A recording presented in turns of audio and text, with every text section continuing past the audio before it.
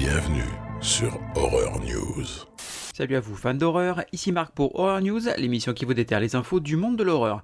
Et cette semaine on démarre avec une bande-annonce pour le film Frankenstein du réalisateur Guillermo del Toro, et personnellement j'aime beaucoup ce que j'y vois avec ce retour au gothique qu'il maîtrise si bien, comme on a pu le voir avec des films comme Crimson Peak par exemple, que j'aime beaucoup. Donc la sortie est prévue pour le mois de novembre sur Netflix. Un teaser pour la 5e et dernière saison de la série Stranger Things sur Netflix. Sortie prévue donc le 27 novembre pour la première partie, le 26 décembre pour la seconde partie et le 1er janvier pour le final. On a une nouvelle bande-annonce pour la série en 8 épisodes intitulée Alien Earth. On y suivra une synthétique et un groupe de soldats envoyés sur Terre sur les lieux d'un crash de vaisseau spatial qui transportait divers spécimens particulièrement dangereux. Sortie progressive à partir du 13 août sur Disney+. Netflix a partagé les premières minutes du premier épisode de la saison 2 de la série mercredi. On apprend également que la chanteuse et actrice Lady Gaga y incarnera une professeure légendaire de la Nevermore Academy dans la deuxième partie de la saison. Sortie prévue le 6 août pour la partie 1 et le 3 septembre pour la partie 2, toujours sur Netflix. Une bande-annonce pour le film intitulé Dracula A Love Tale du réalisateur Luc Besson. On y suivra Dracula traversant les siècles en attendant de retrouver son amour perdu. Ça me rappelle un film, mais je vous laisse me dire lesquels peut-être dans les commentaires si ça vous parle aussi. Sortie prévue le 30 juillet au cinéma. Après avoir affronté les héros de l'univers Marvel, Godzilla va devenir l'hôte de l'esprit de la vengeance, donc le Ghost Rider, dans une série de comics intitulée Ghost Rider Zilla. Ça promet.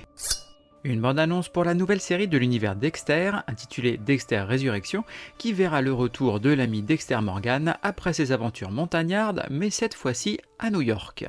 Sortie prévue le 11 juillet sur Paramount Plus US, et en France normalement sur Canal+, mais on n'a pas encore de date, donc va falloir être patient. Une affiche pour le film Five Nights at Freddy's numéro 2, qui devrait suivre le même héros que dans le premier film, qui va faire face à de nouveaux animatroniques tueurs et à un personnage qu'on pensait mort dans le premier. Bon, en même temps, il n'y a pas trop de suspense à ce niveau-là. Sortie prévue donc le 3 décembre au cinéma. Une bande-annonce pour le film Megan 2.0 qui n'est pas allé chercher très loin son scénario puisque cela ressemble fort à celui de Terminator 2. On y verra donc le méchant robot du premier film revenir se ranger du côté des humains pour affronter un nouveau robot plus perfectionné. Et oui, et donc tout ça, ça sort le 25 juin au cinéma. Une bande-annonce pour le film intitulé Black Phone 2. On y suivra nos deux jeunes héros du premier film qui sont maintenant devenus adolescents et qui vont encore une fois devoir affronter l'attrapeur que la mort a rendu presque invincible. Sortie prévue le 15 octobre au cinéma.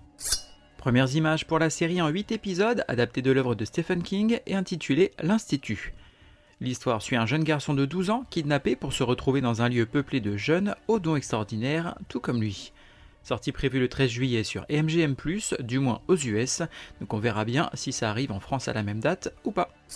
La suite du film Ready or Not, intitulé Ready or Not Here I Come, vient de boucler son tournage et se date pour une sortie le 10 avril 2026 au cinéma US. Nouvelles images pour la comédie horrifique intitulée Queens of the Dead par la réalisatrice Tina Romero, fille du célèbre George A. Romero. On y suivra donc une apocalypse zombie qui va venir s'inviter à un show de drag queen en plein Brooklyn et un groupe de survivants mal assortis qui va tenter d'y faire face. La première du film est prévue au Tribeca Film Festival ce mois-ci. Une bande-annonce pour la série d'animation adaptée du manga intitulée The Summer Hikaru Died. On y suivra deux meilleurs amis dont l'un d'eux est revenu changer après une mystérieuse disparition et pourrait bien avoir été remplacé. Sortie prévue donc le 5 juillet sur Netflix. Une vidéo de gameplay pour le jeu vidéo intitulé Silent Hill F. On y incarnera une lycéenne japonaise des années 60 dont le petit village se retrouve envahi par une étrange brume accompagnée de créatures cauchemardesques. Sortie prévue le 25 septembre sur PS5, Xbox Series et PC. Le jeu vidéo Phasmophobia devrait avoir droit à son adaptation filmique par les sociétés Blumhouse de Jason Blum et Atomic Monster de James Wan. Dans le jeu, on incarne une équipe de chasseurs de fantômes envoyés sur diverses missions afin d'identifier et d'arrêter des entités hantant les lieux. Les studios Blumhouse viendraient d'acquérir 50% des droits de la licence de film Saw, les 50 autres pourcents appartenant au studio Lionsgate. Reste à savoir si ce changement va permettre de débloquer les désaccords ayant mis la franchise en pause dernièrement. Premières images pour la série d'animation surnaturelle comique intitulée Haunted Hotel. On y suivra une mère célibataire, ses 2 enfants et son frère fantôme, tentant de faire fonctionner l'hôtel Undervale qui est massivement hanté. Sortie prévue le 19 septembre sur Netflix. Le réalisateur James Cameron devrait produire et coécrire l'adaptation filmique de l'œuvre de Joe Abercrombie intitulée Les Diables. Dans le roman, on suit dans une Europe version fantasy au bord du gouffre, une équipe de monstres et de personnages sombres se monter pour arrêter une vague d'elfes qui dévore tout et tout le monde sur son passage. Cameron le résume comme une bataille épique entre le bien et le mal, sauf que la plupart du temps, on ne sait pas qui est qui, donc ça promet. Le réalisateur Mike Flanagan est un homme très occupé, et il a confié lors d'une interview récente qu'il était en train de terminer la série Carrie pour Amazon, avant de s'attaquer au prochain film de la franchise L'Exorciste, qui ne serait jamais prêt pour la date de sortie annoncée par le studio du 13 mars 2026. Un nouveau film annoncé pour la franchise de comédie horrifique L'Attaque des Tomates Tueuses, intitulé L'Attaque des Tomates Tueuses Intelligence Organique. Sortie prévue cette année pour Halloween. Une bande-annonce pour le nouveau jeu de la franchise Resident Evil, intitulé Resident Evil Requiem, qui nous ramène dans la ville de Raccoon City. Sortie prévue le 27 février 2026 sur PC, PlayStation 5 et Xbox Series. Netflix et les studios 21 Labs travaillent sur une adaptation filmique de la nouvelle de l'auteur Grady Hendrix, intitulée The Blanks. Dans la nouvelle, on suit les traditionnelles vacances estivales annuelles d'une famille sur une île étrange qui, cette année, vont basculer dans l'horreur. Mattel et Universal seraient en train de développer un film en prise de vue réelle adaptant la gamme de poupées Monster High, inspirée des monstres classiques. Le réalisateur Gerard Johnston, qu'on connaît notamment pour Megan, devrait réaliser le projet.